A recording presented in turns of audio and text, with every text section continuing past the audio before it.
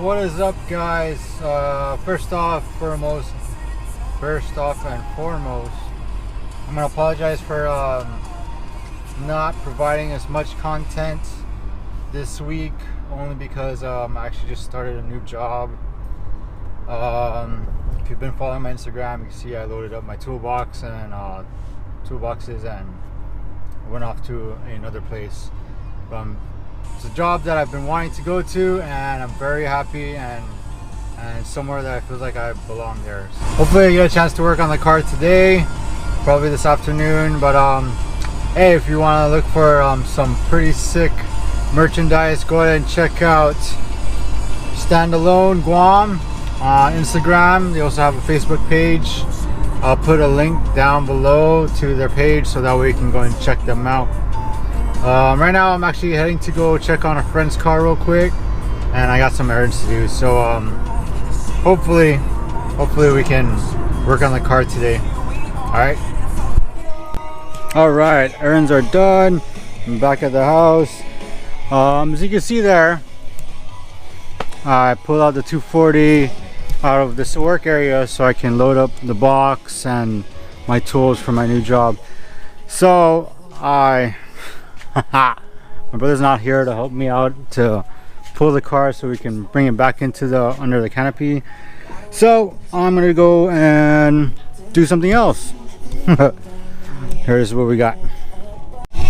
So I moved my intake manifold from this table to here, meaning that I'm gonna start working on the intake manifold. I got a message. Anyways, I'm gonna go ahead and remove the EGR, or exhaust gas recirculation, which is this hunk of junk here. I'm gonna start cleaning up the intake manifold. I'm gonna replace it with the ISR Performance EGR block off plate, ordered from Concept Z Performance. Thank you for helping me out. And yeah, so we're gonna go ahead and start removing this. It's basically held down by 3 bolts. There's a connector here, there's a vacuum hose, and whatever vacuum hoses that connect to this is gonna be gone. Actually, I don't know where this goes, but we'll get to it.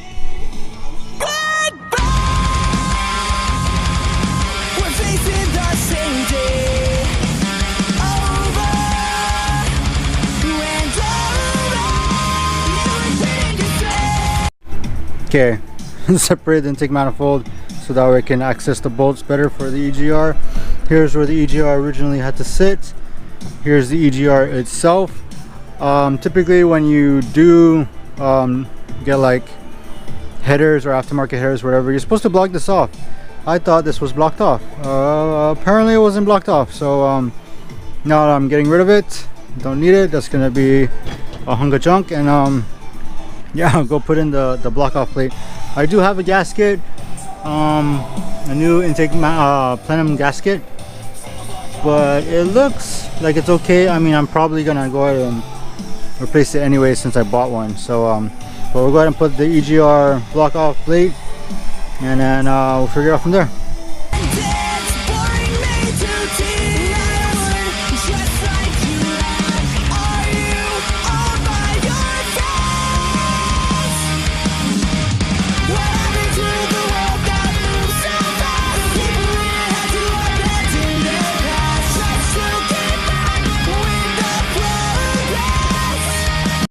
So I got the ISR EGR block off plate on.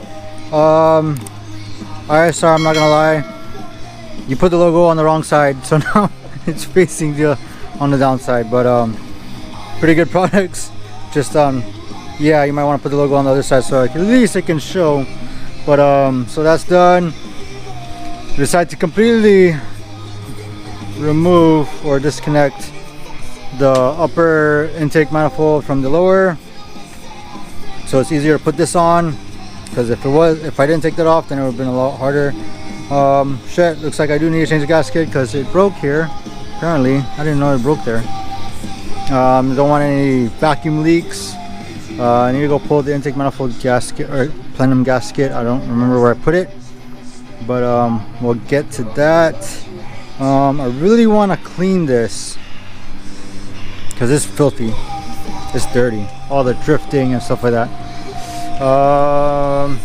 Shit, what else? I need to clean up the intake hoses, or the coolant hoses, figure out what I don't need. Kind of hard when the car's all the way over there, so I can see what I need and don't need. But we'll figure it out. That's a coolant hose. Shit, I think that's all I have for today. We'll see.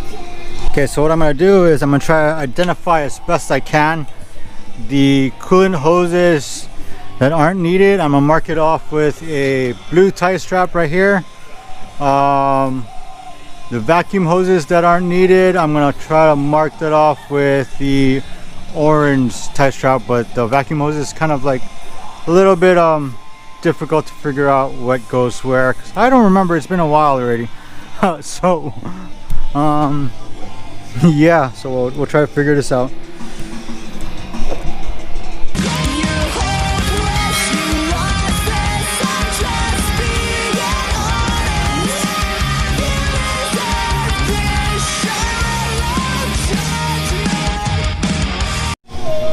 Alright, so we're gonna go ahead and call it a day here.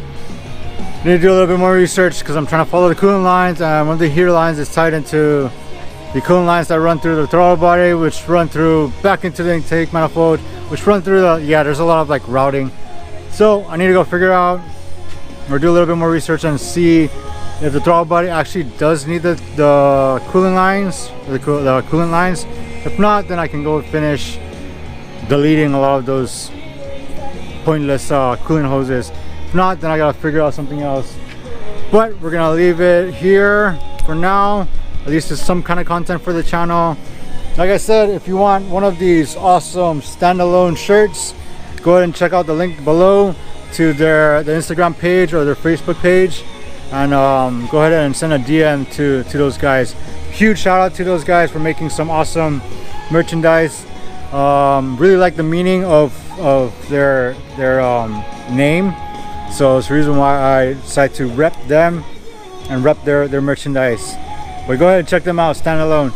So that being said, wear your mask, wash your hands, stay safe, don't forget to social distance. We are still in COVID nation. Like, comment, subscribe, and I'll see you next time.